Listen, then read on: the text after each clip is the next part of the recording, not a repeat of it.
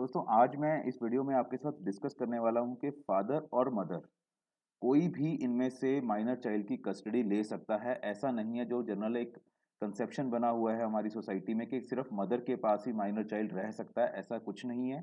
Father या mother जहां पर भी उस बच्चे का वेलफेयर होगा वहां पर वो बच्चा जो है कोर्ट द्वारा दे दिया जाएगा। और इसमें सेक्शन 13 जो है Hindu minority and guardianship act का बहुत ही इंपॉर्टेंट सेक्शन है। तो सबसे पहले मैं सेक्शन 6 डिस्कस करता हूँ। Hindu minority and guardianship act में ये बोलता है कि जो भी माइनर बच्चा है उसकी जो गार्डियनशिप होगी वो नॉर्मली फादर के साथ रहेगी, लड़के की और अनमैरिड गर्ल की। और फादर के बाद मदर को उसकी गार्डियनशिप मिलेगी। और कस्टडी के बारे में ये बोलता है ये सेक्शन कि जो माइनर जिसने अभी एज जो है 5 साल की कवर नहीं की है, अभी 5 साल का नहीं हुआ है जो बच्चा, उसकी जो कस्टडी रहेगी वो नॉर्मली ऑर्डिनरीली मदर के साथ रहेगी। तो ऐसा section 6 Hindu minority and guardianship act का बताता है हमें। इसी एक्ट में एक सेक्शन 13 है। ये बोलता है कि जो माइनर है उसका वेलफेयर जहां पर भी होगा वो कंसिडर किया जाएगा जब भी ऐसे कस्टडी या गार्डियनशिप एक्ट के केसेस कोर्ट को डिसाइड करने होंगे। तो सबसे ज्यादा इंपॉर्टेंस किसको दी है एक्ट ने? Welfare of the minor. ये पैरामाउंट कंसिडरेशन होगी कोर्ट की जब भी कोर्ट डिसाइड करेगी कि किसको इसकी कस्टडी बच्चे की मिलनी चाहिए या इसकी गार्डियनशिप मिलनी चाहिए। किसी भी ऐसे पर्सन के पास जहां पर इसका वेलफेयर नहीं हो सकता उसको कस्टडी नहीं मिल सकती। ऐसा सेक्शन 13 ये बोलता है। अब इन्हीं सेक्शंस को इंटरप्रेट करके एक बड़ी ही इंपॉर्टेंट लैंडमार्क जजमेंट आई है सुप्रीम कोर्ट की। मौसमी मोइत्रा गांगुली वर्सेस जयंत गांगुली 2008 की ये जजमेंट है। ये जजमेंट क्या बोलती है? इसमें साफ बोला है कस्टडी ऑफ माइनर चाइल्ड के बारे में। ये बोला है कि the first and the Paramount consideration is the welfare and interest of the child and not, ये बहुत इंपॉर्टेंट है, not the rights of the parents under the statute.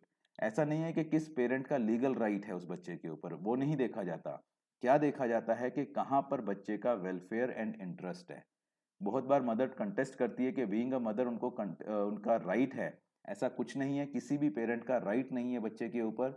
बच्चे की कस्टडी उसी को मिलेगी जहां पर उसका वेलफेयर और इंटरेस्ट होगा। ये सुप्रीम कोर्ट की जजमेंट ने इसने बताया है। जैसे दो अभी सेक्शन हमने डिस्कस किया, section 13 Hindu minority and guardianship act का, इसी तरह सेक्शन 17 है गार्डियंस एंड वार्ड्स एक्ट का।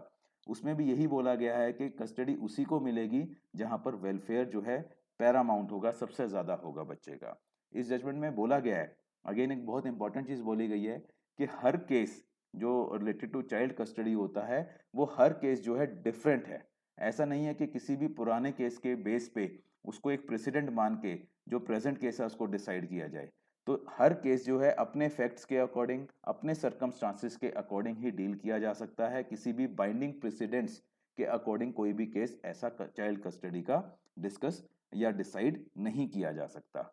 और ये भी बोला गया है कि फादर जो है, उसमें बोला गया है कि देर इज नो डाउट कि फादर के पास बीइंग फाइनेंशियल कैपेसिटी होती है जनरली बहुत अच्छी, तो वहां पर उसका जो वेलफेयर है ये एक प्रिज्यूम किया जा सकता है कि वहां बेटर हो सकता है। तो ये भी एक सुप्रीम कोर्ट की इस जजमेंट ने डिसाइड किया था।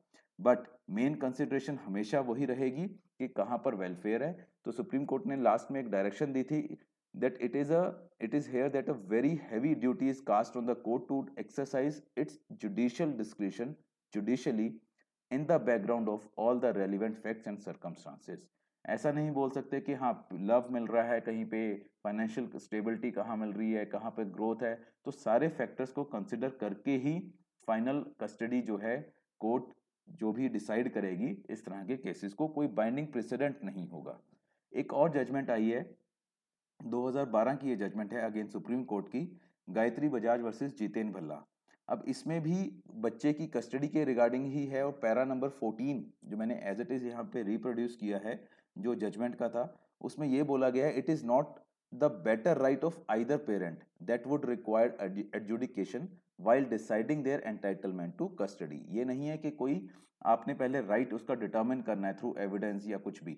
ये देखा जाएगा कि कहाँ पर बच्चे की जो बेटर केयर है, बेटर उसकी डेवलपमेंट हो सकती है।